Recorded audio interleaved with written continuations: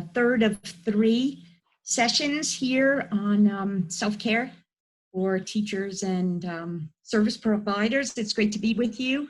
And for those of you who perhaps this is the first time that you're on, my name is Lesley Williams, and I am the teacher for this class. So I'd like to just begin with just kind of settling in. We did this last week, just taking a moment to kind of bring ourselves intentionally into the present moment. And if you would like to close your eyes and, just use that as another way of settling, going inward, please do so. Or, if you want to just have a soft downward gaze, just having that, and it kind of minimizes some of the visual distraction that can pull at our attention. Everything's always pulling at our attention. So let's just settle into the moment, kind of have an upright posture, and at the same time, just a posture that kind of senses that kind of creates a sense of presence. Really, through your posture, kind of holding that sense of presence. I'm really showing up for what's here in my experience in this moment. And having your back upright and at the same time, having a sense of ease. Our posture really can have an effect on our mind.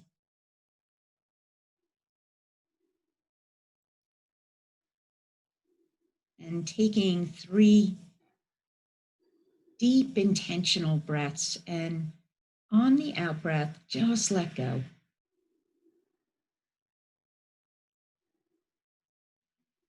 Perhaps even since you have woken up, there's been this slow accumulation of stress or tightness. We're thinking about all we've got to do today. Perhaps there's been some other experiences that have created a little stress or reactivity. When we just pause in the moment and check in, and moment to moment, then we can check in and we can see what's here, and it might be a benefit to take a couple of deep breaths and exhaling and letting go. It's a way of resetting. Our body is the perfect tool for bringing us into the moment, checking into sensations, focusing on the breath or some other part of the body, because our bodies are always here in the present moment. Our thinking mind or our emotions can kind of carry us all over the place. And bring our attention to our bodies. It's again a way of bringing ourselves into the present moment. So noticing you're sitting on a chair or wherever you find, whatever support you find yourself sitting on, just noticing that connection. Perhaps between your bottom and the back of your legs and the chair, piece of furniture. And the soles of the feet on the floor, sensing into that connection, that groundedness between the soles of the feet and the floor. Another tool to ground us. Just checking into the mind. How is the mind in this moment? Is it busy? Is it distracted? Is it here in the moment, at ease? And no right or wrong, just collecting data, collecting information. Noticing if there's any emotional state, any feeling that you're aware of.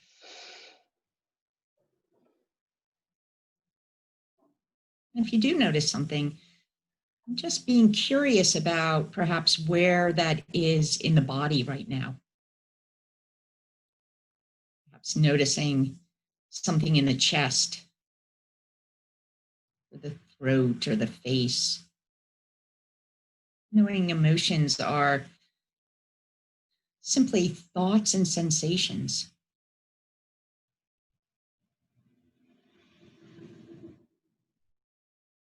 And just for a moment, bringing your attention to the sense of the breath in the body. Just noticing the in-breath and the out-breath.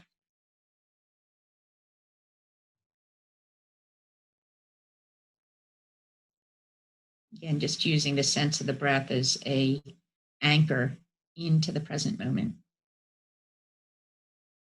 Mind wanders off, it's distracted. Oh, there it is. Bringing it back, resting on the sense of the breath, and beginning again.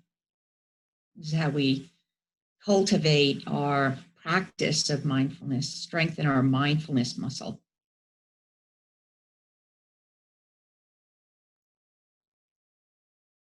And so once again, just noticing sensations in the body. If you've noticed any areas of tension or tightness, just at the beginning of this brief practice, just notice what's here now. Again, it could be the same, it could be different. Just being with what is in this moment.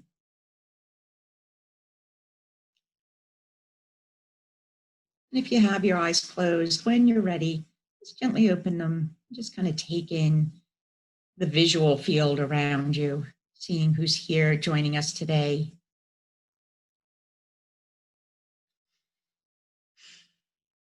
So again, for those who have just joined us, lovely to have you with us today.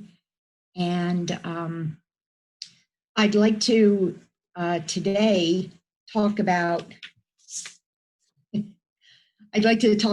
mindful communication for a little bit, and talk about an attitude of gratitude, and then talk about self-compassion. We'll do a practice cultivate some self-compassion, and to give you an idea of a very brief self-compassion practice.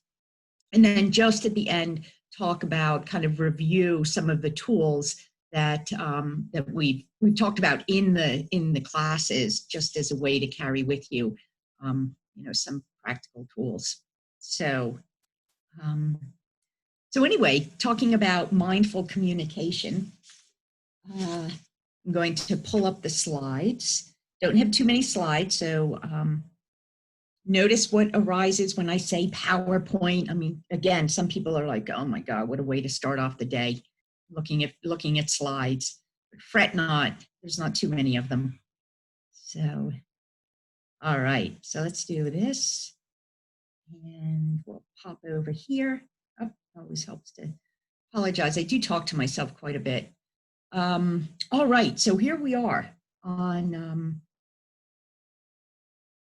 going with my, okay. All right, we already know that we are here together, and great, that popped up. Okay, so let's talk about communication. The simple definition of communication is the act or process of using words, sounds, signs, or behaviors to express or exchange information. It's kind of cut to the chase, bare bones definition of communication.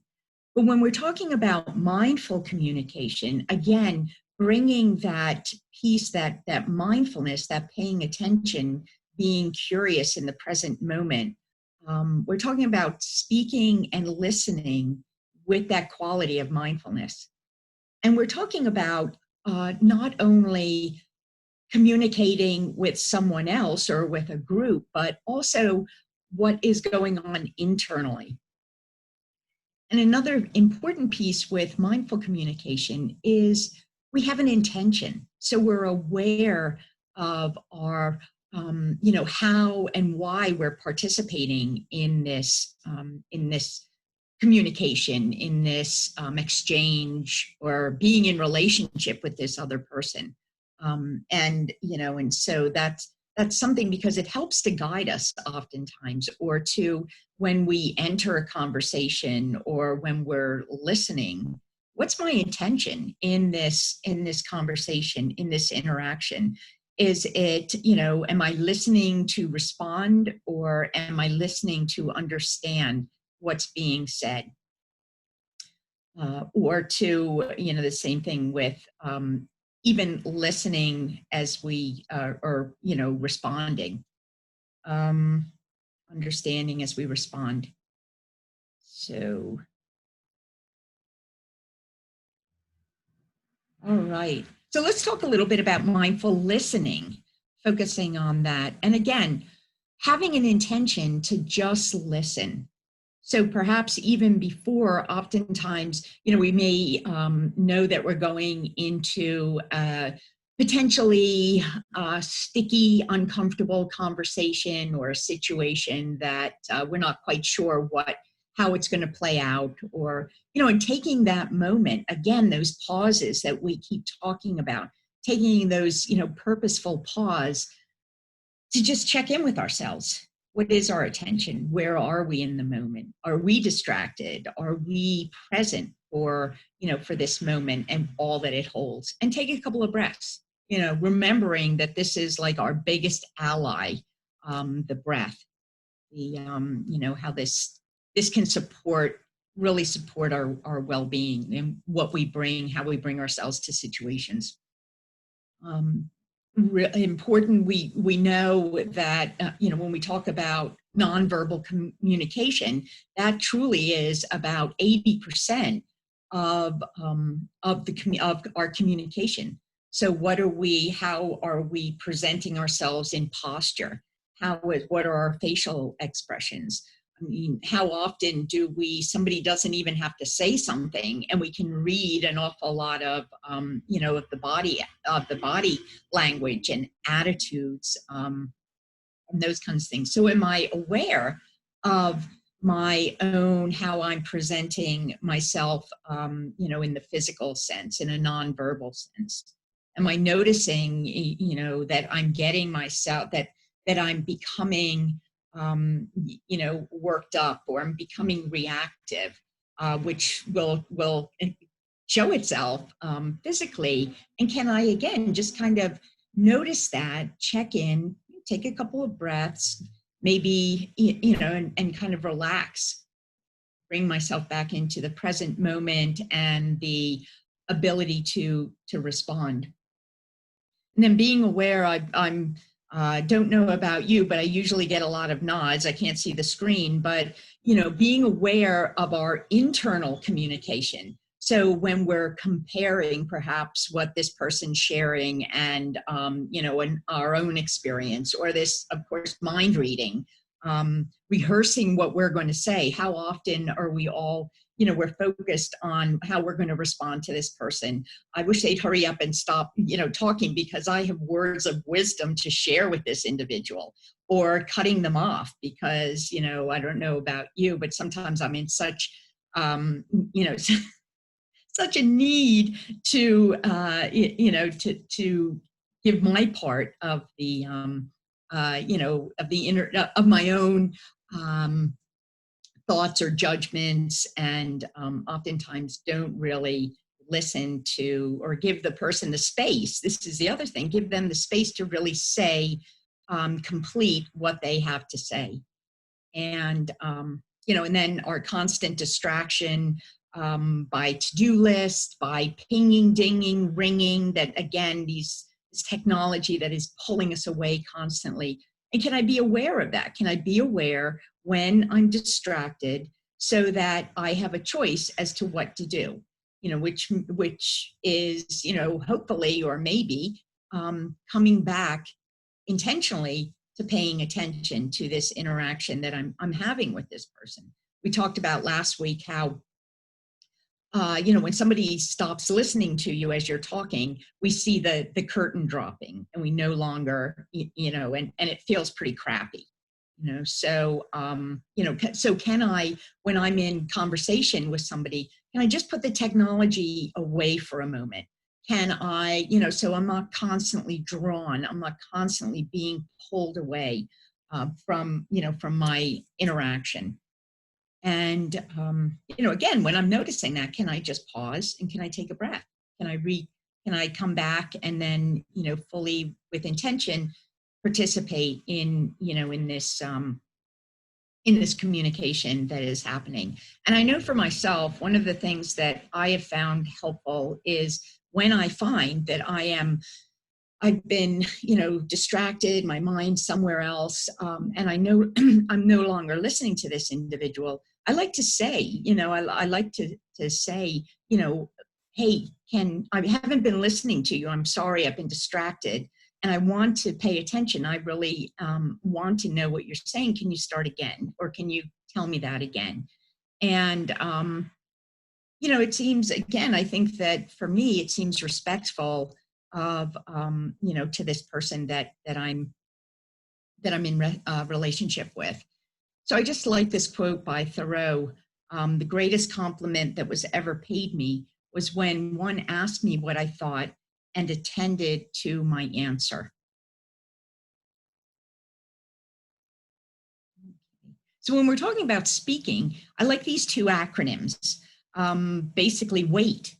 Why am I talking?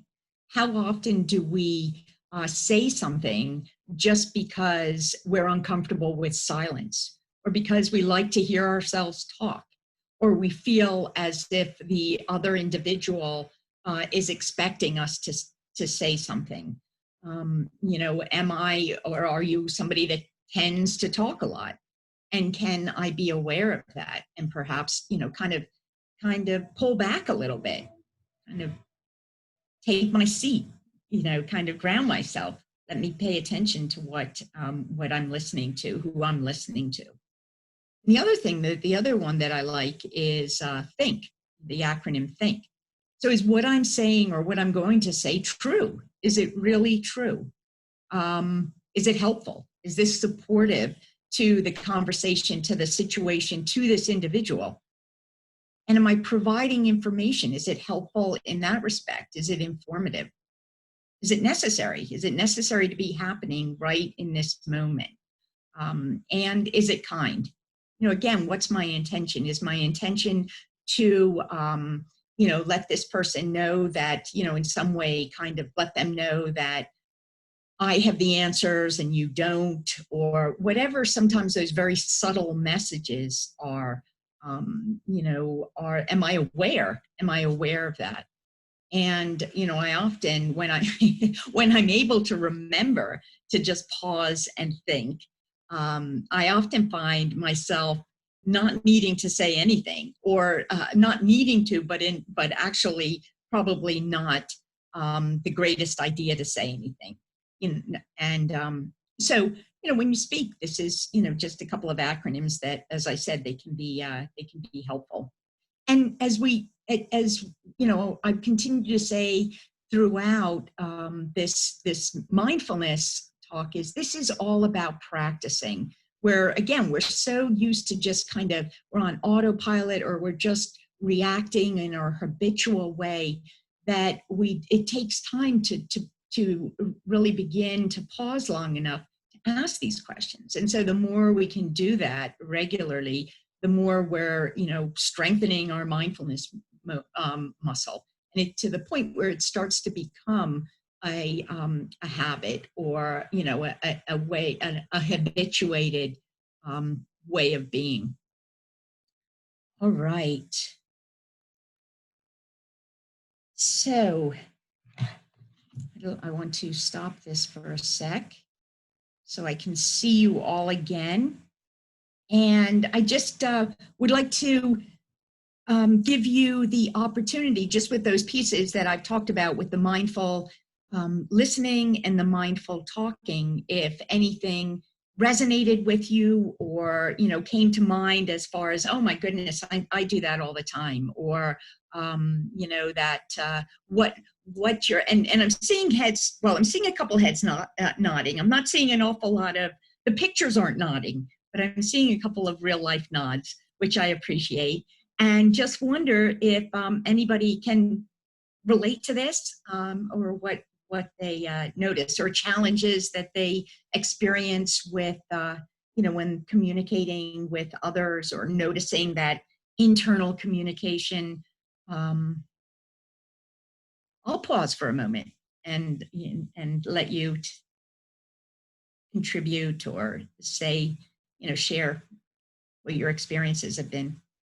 And you can, pop your hand up. That would be great.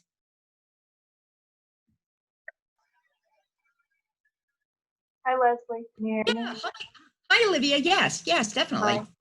Thank you. I have an ongoing dialogue about this with my boyfriend because I very much know that I can't do two things at the same time. So if I'm responding to an email on my phone or something and he's talking, it sounds weird. And even you kind of saying it, I thought it sounds kind of strange for some maybe to say can you repeat that? Or to actually, I don't think enough people do it, to say I wasn't listening, I wasn't paying attention, can you repeat that? And then also just to emphasize what you said about that hurt that comes with when you know someone's shut off. So we deal with it in our relationship. It hurts when I can tell or I find out he did not take in. So asking him, I've been asking him to say, it sounds weird, but can you just say I wasn't listening? Can you repeat that? But I think that takes a level of being aware, being aware you're on a device or something and you're not listening. Yeah. So beautiful examples, of that, because it really determines which directions things can go.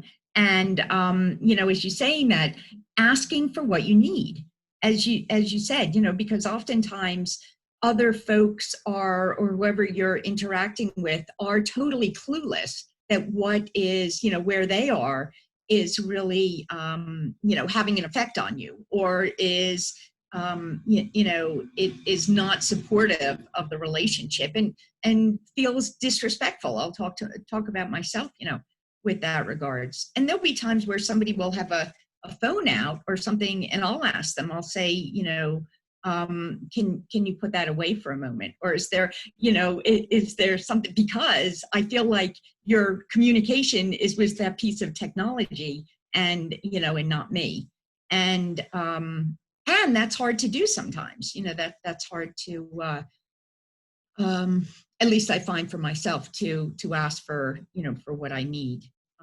And to not do that has its own consequences for me, because then I'm all of a sudden reactive and I can't pay attention to what is going on in the communication. So, so thank you, Olivia. And I was thinking about, how often, or, that when somebody will say, and just, and again, it's kind of like, is that just a way of, just, is that helpful? Is that person really paying attention? And so again, thanks, Erin. And I think, let me see, somebody pop something into chat. Okay, acronym WAIT resonates with me. I wish my spouse would learn this.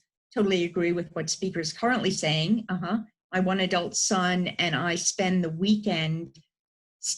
My adult son and I spent the weekend staining a deck.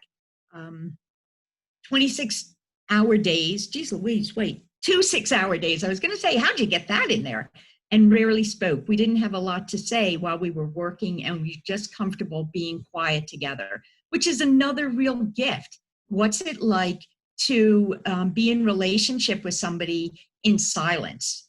And how often are we uncomfortable with silence? I'm just saying something to say something because I'm not comfortable with being silent. Thank you, Sandra. And when we talk about, when you say, I wish my spouse would learn this, sometimes sharing things with people, I learned this, interesting little acronym. Or do you want to, some of those invitations to say, oh, do you want to practice this? Would this be something that's worth practicing? And so when it doesn't happen, say, oh, can we try that weight thing? What would it be like to to explore that a little bit? And some people are open to these things, and some people aren't.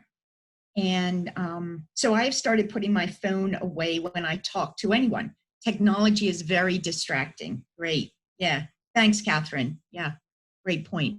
So sometimes it's not a matter of just having it there and ignoring it. I mean, for me, sometimes it's like, just get it the heck out of the way. And then it's a done deal. Like, it's just not, sometimes it's like, okay, good, decision made. I don't have to, I don't have to feel that pull, or, this is a good decision for me. Great, great, thanks. All right. So let's, anybody else have any comments on communication? Oh, Andrea, I get frustrated when I share my feelings and the person I am thinking of does not validate my feelings. Instead of validation, changes the subject or says, let's talk about it later, then avoids the conversation at all costs. Sometimes communicating is hard for some people if it is something that they are not used to.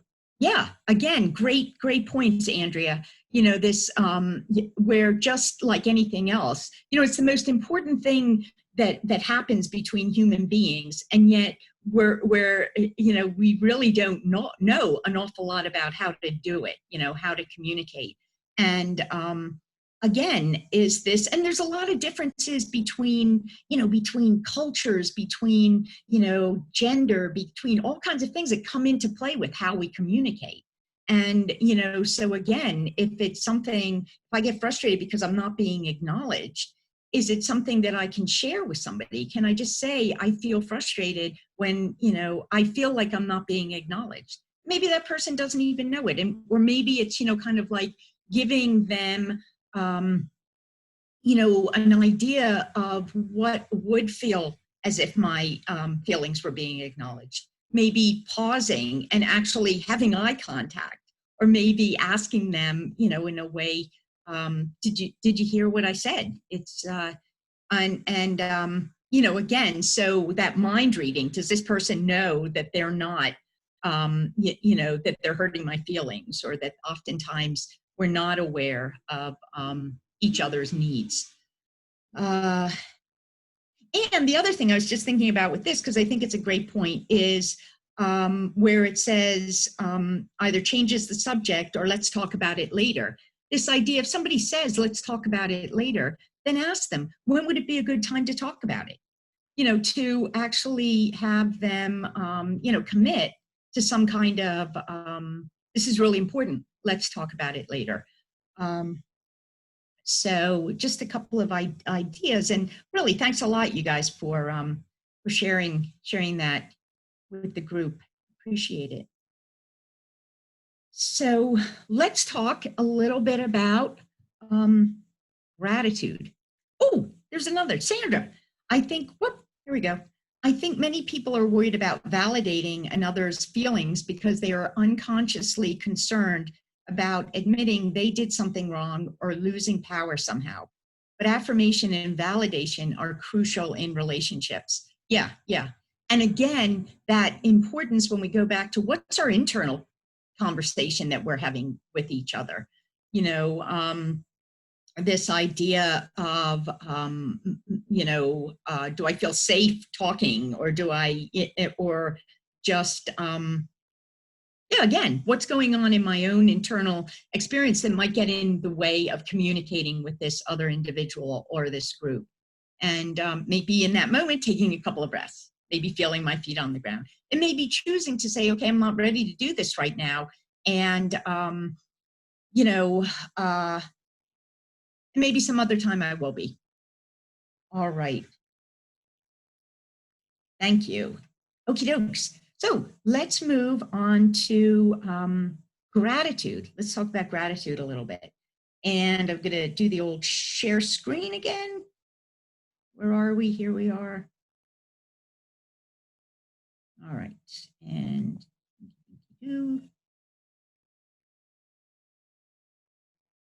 thank you for your patience, group. Oh, there we go. Okay, gratitude, real simple, a feeling of appreciation or thanks. And there's actually science that shows, really interesting science that shows that it, increases our psychological well-being. So with regards to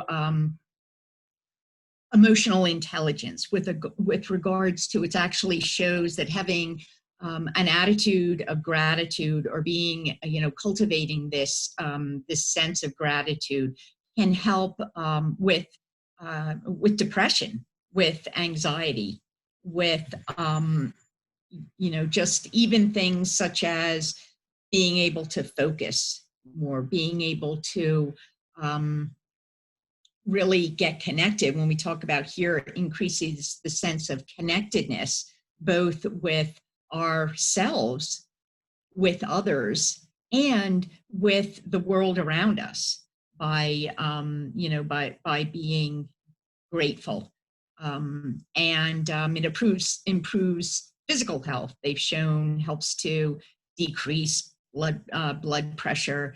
It supports the immune system.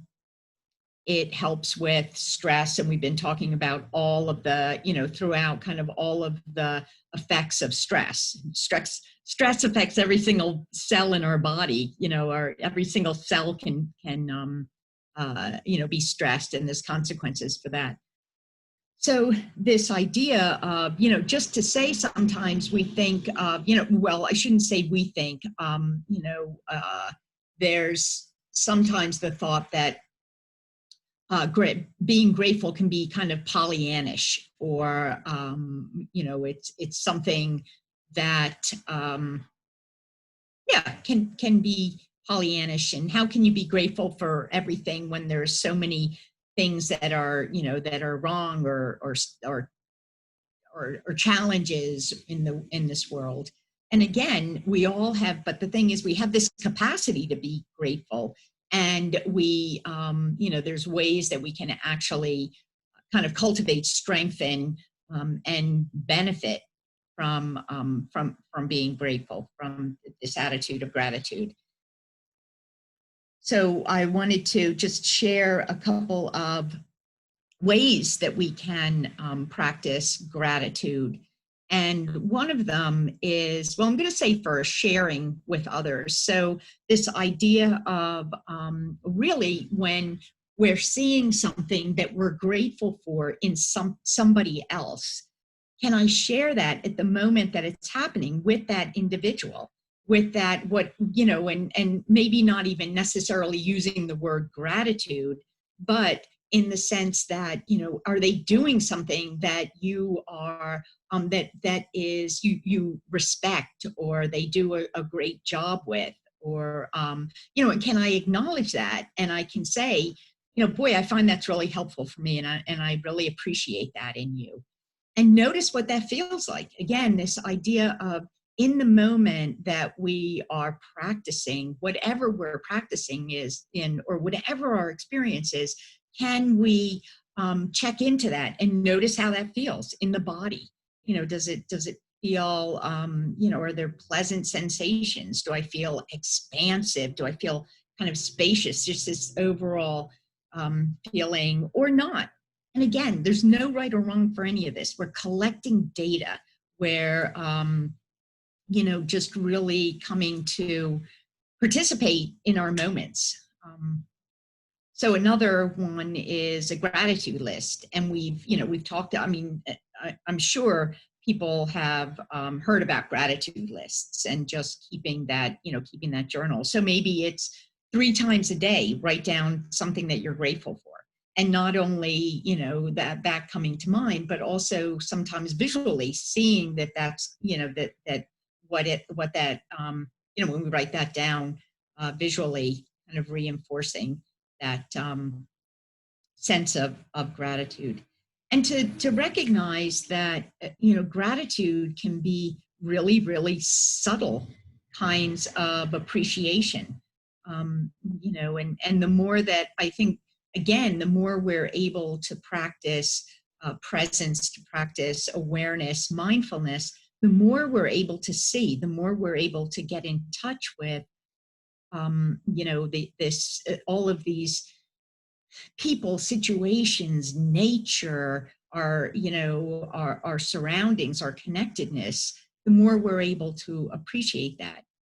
And I think, at least for me, what I've noticed has been the more that I have paid attention and bring intention to my moments, the more I see and the more I become, aware of, then the more I want to look for more. So the more I see, the more I want to look. The more I look, the more I see. And again, it's a practice. It's a practice.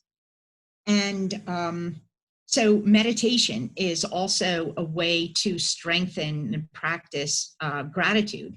There are certain practices, meditation practices, that the intention is to cultivate this, to strengthen this. And we do, we do it in an intentional way, where we're sitting and we're just experiencing, our internal experience, experiencing our internal experience. And then, again, this stop, look, go practice is also just this practice of, as I move through my day, can I pause? Can I stop?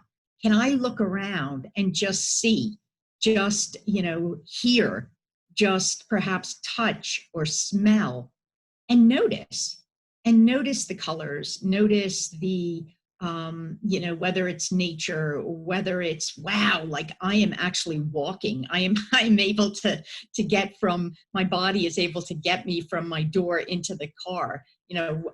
All of these incredibly great things that that we often just take for granted.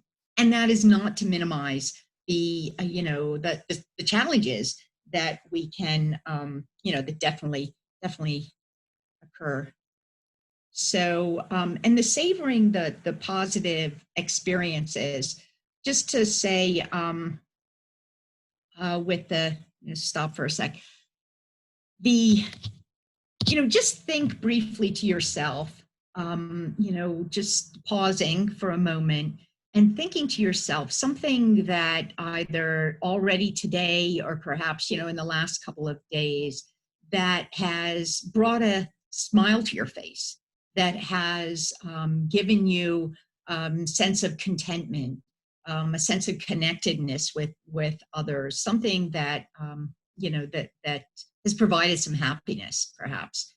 And just kind of bringing your attention to that. And if you want to close your eyes, you can do that if it's helpful to do that, to bring to mind that that experience, and noticing, noticing even now, thinking of that, what that experience is in this moment. So perhaps, checking into the body. What do you notice in the body when you, bring to mind that moment, that perhaps second of, seeing your child for the first time in the day with rumpled hair and with, sleepiness, or the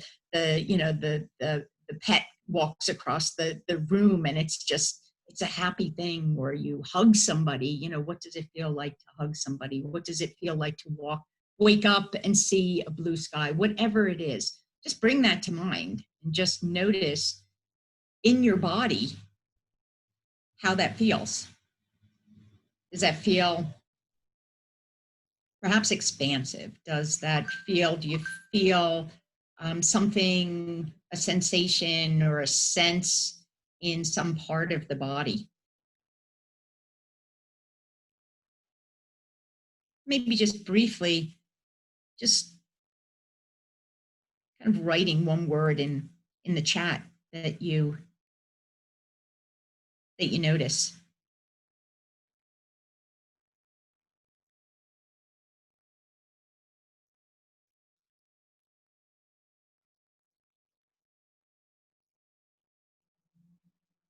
My heart felt warm,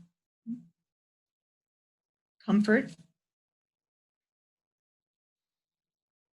inner peace,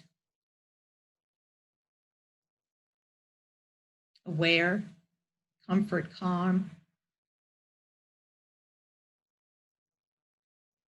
relief.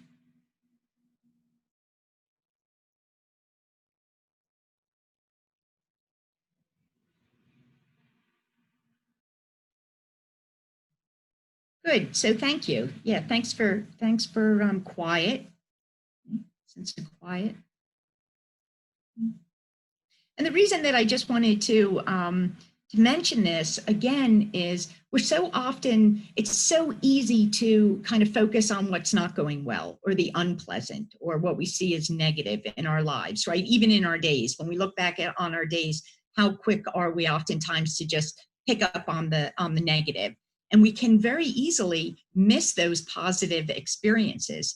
And, because they can be very subtle, or they can, or maybe not so subtle. But when we notice those and we savor them, again, the science shows that we are changing our mind. We're changing the connections and strengthening parts of the brain that, that have to do with compassion, with gratitude, with connectionness, with connectedness, with happiness, with a positive state of mind. I just wanted to offer that.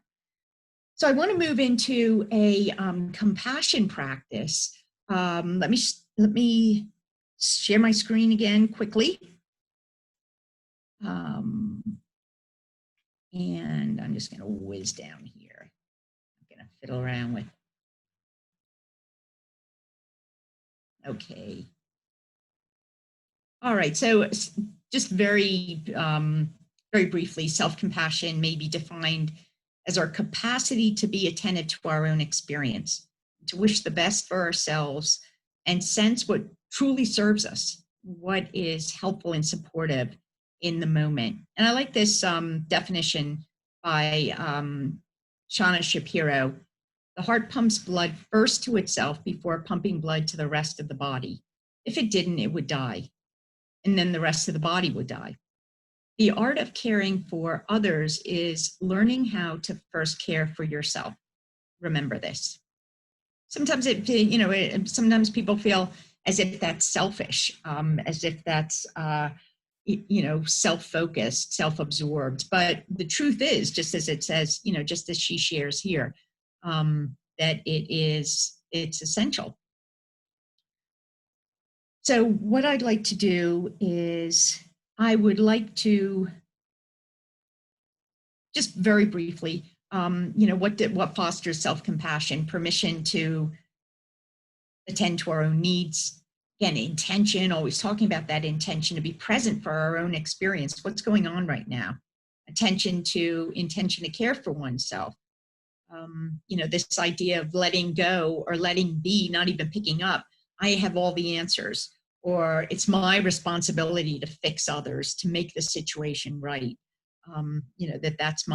That's my responsibility. That's my lot.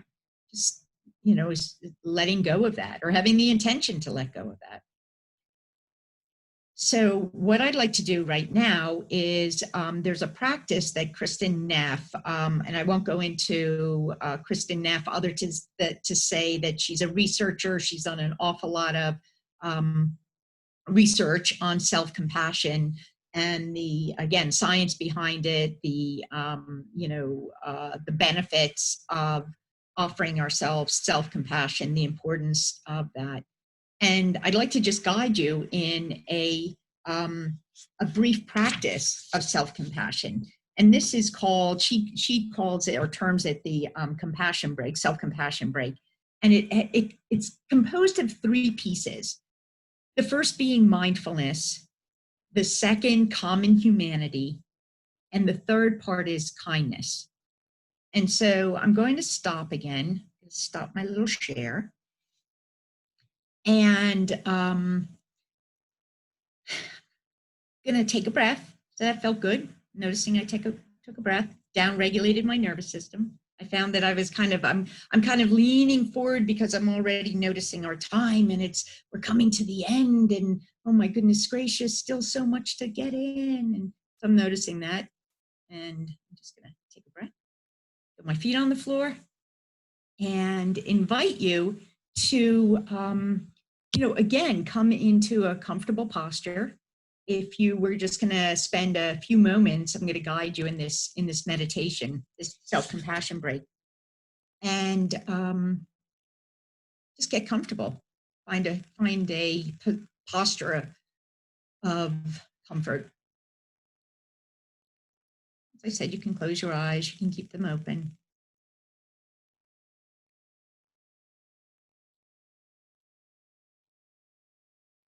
And in this practice,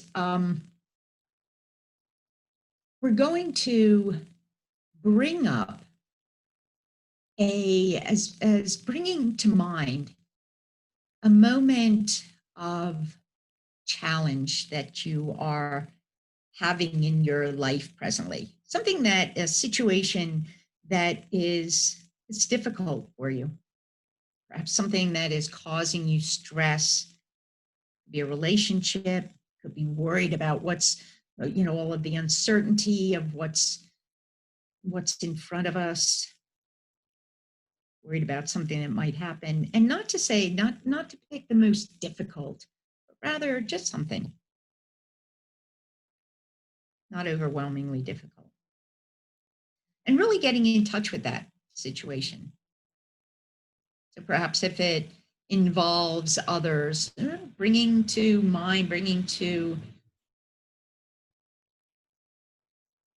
the mind's eye, the individuals, perhaps even the environment, what it happens in a certain place, noticing the emotions that might be coming up.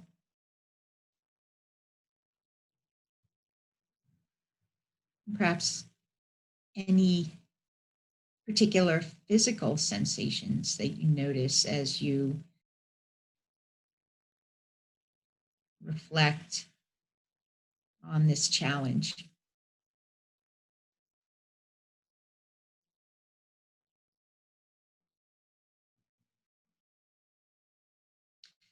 Now I'm going to just guide us through these three pieces of the self-compassion break. Again, the first being mindfulness. Really acknowledging that this is a moment of suffering. This is a moment of pain, of challenge. And it's simply to acknowledge it.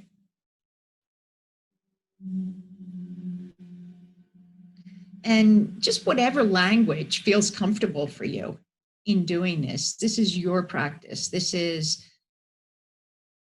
something that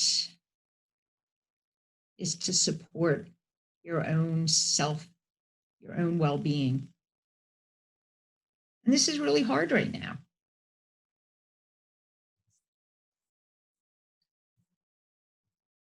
And actually turning toward this difficulty, this challenge, saying it's happening, it's the reality.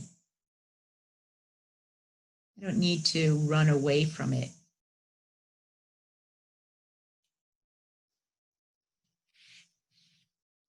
And then the second part of this practice is common humanity. So this idea that suffering, that pain, the challenges are a part of life. And they're a part of life for all of us. And again, finding the language that supports this understanding, this awareness that I'm not alone in this pain or this suffering, that perhaps situations vary, but truth is, we all have these experiences. We all have these challenges and these frustrations and this pain.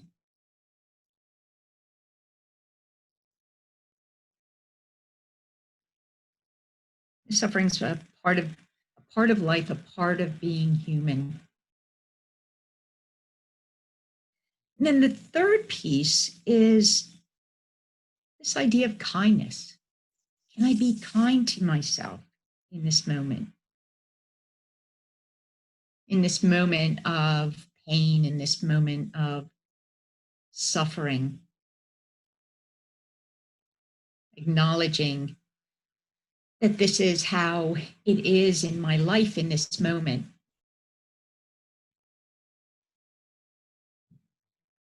Again, finding words or phrases that support this sense of kindness, this offering of kindness to yourself. Sometimes people find it comforting to put a hand on their chest, and slightly laying a hand on their chest or hands on their thighs. Again, there's no right or wrong.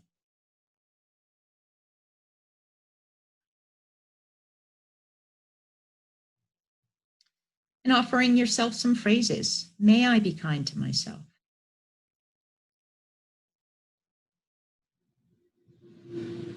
Perhaps thinking of phrases that you might offer a friend that's having a struggle, a friend that's suffering. What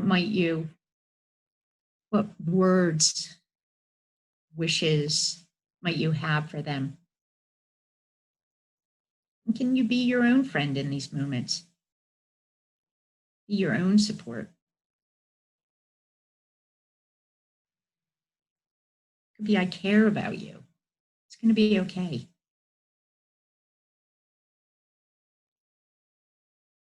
Maybe not it's going to be okay, but I'm going to be okay.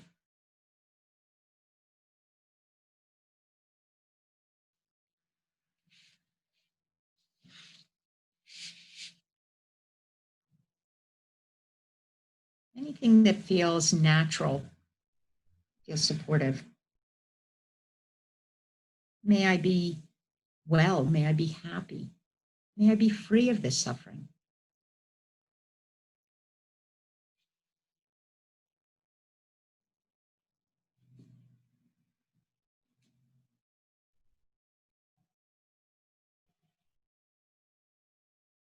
Now, letting that situation go and just checking into the body now. What are you noticing? Right here and right now. No right or wrong. Allowing yourself just to be as you are. Because allowing ourselves just to be as we is really a radical act of kindness.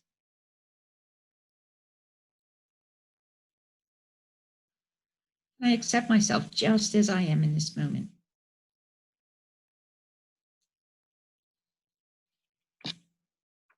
And then when you're ready, if your eyes are closed, you can gently open them.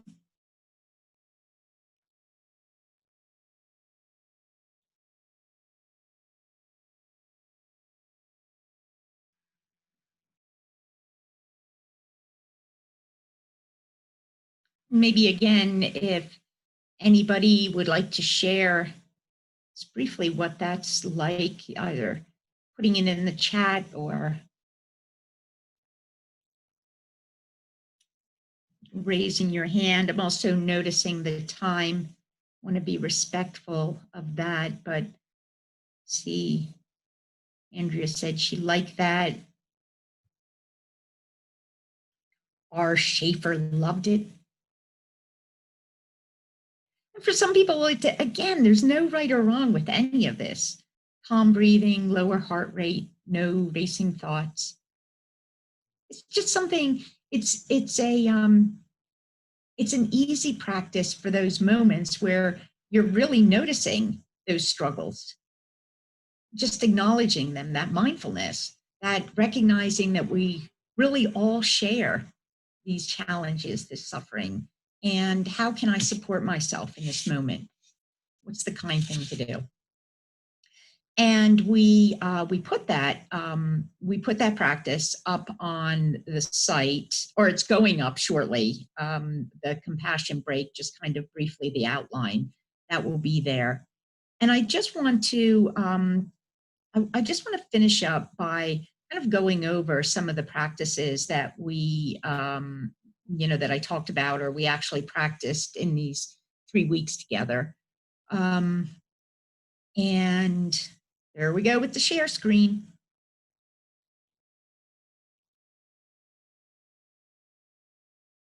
All righty. Okay.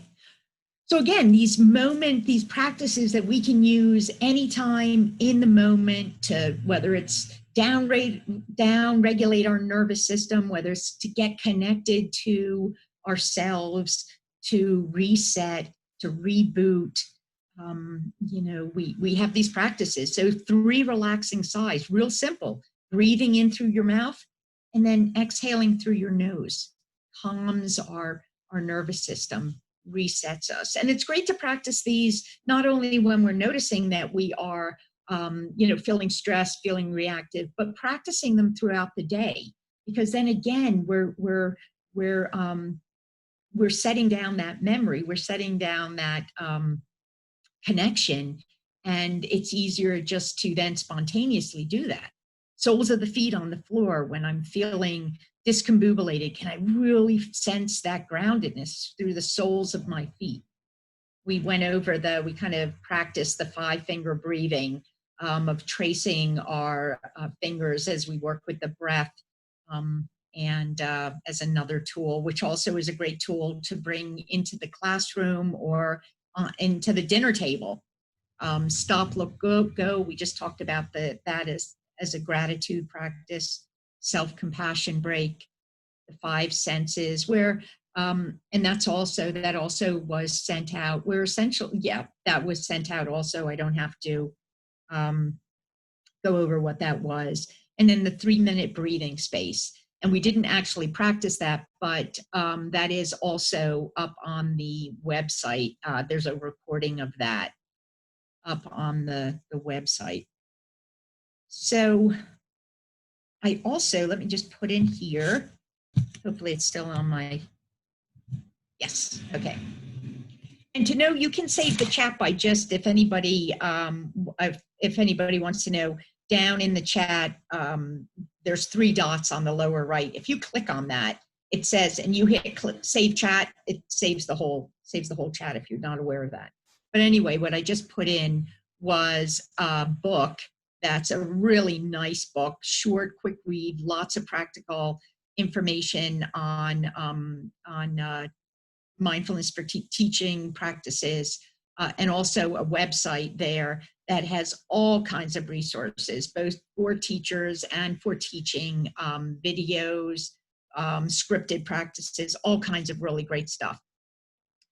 So I hope that this has been helpful, these 3 weeks, in being able to learn a little bit more about mindfulness, a little bit give you some tools to to use either in the moment or to practice formally, as you kind of move forward through your days and moments and your experiences. So again, I want to be respectful of the time.